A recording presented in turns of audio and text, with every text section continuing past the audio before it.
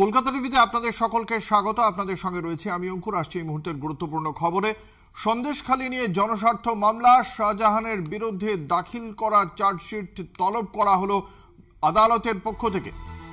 মুখ বন্ধ খামে এফআইআর ও চার্জশিট জমা দেবে রাজ্য সরকার, নির্দেশে প্রধান বিচারপতির ডিভিশন বেঞ্চের, এমনটাই জানতে পারা যাচ্ছে। আপনাদের জানি রাখি, সন্দেশখালী নিয়ে জনস্বার্থ মামলা দায়ের এবং সেইখানে আমাদের সঙ্গে রয়েছেন আমাদের প্রতিনিধি পীযূষ কান্তি নাগ। পীযূষ, এই জনস্বার্থ মামলার সম্পর্কে কি বক্তব্য মহামান্য আদালতের?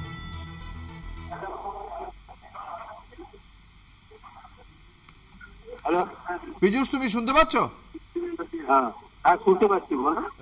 পীযূষ, সন্দেশখালী নিয়ে জনস্বার্থ মামলা আদালতের পক্ষ থেকে ঠিক কি বলা হয়েছে? দেখো, সন্দেশখালী মামলায় শেখ শাহজাহানের বিরুদ্ধে যে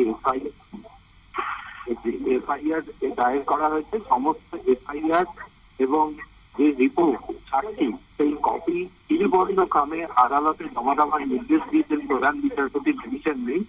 এই রায় দিতে গিয়ে শেখ শাহজাহানের আইনজীবী যখন বারবার বলেন যে তার বিরুদ্ধে যে অভিযোগ আনা হচ্ছে সেই অভিযোগ সঠিক নয় এবং তিনি প্রয়োজনে বিভিন্ন গ্রামবাসীদের নিয়ে এসে কিন্তু তারা বলতে পারে যে শেখ শাহজাহানের বিরুদ্ধে অভিযোগ সঠিক নয়।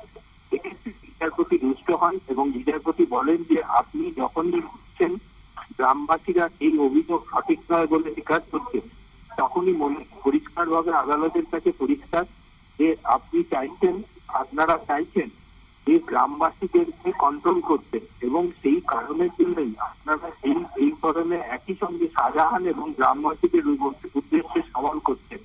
এই মন্তব্য আপনি আগে নিজে 40-45 দিন পালিয়ে ফেরাচ্ছিলেন, আপনাকে ধরা যায়নি। আগে নিজের অবস্থানটাকে আপনি ক্লিয়ার করুন, তারপরেই কিন্তু আপনি গ্রামবাসীদের হয়ে বলবেন।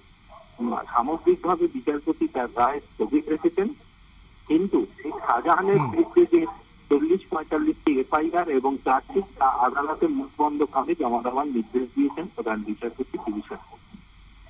ধন্যবাদ। আমাদের সঙ্গে ছিলেন আমাদের প্রতিনিধি পীযূষ কান্তি নাগ।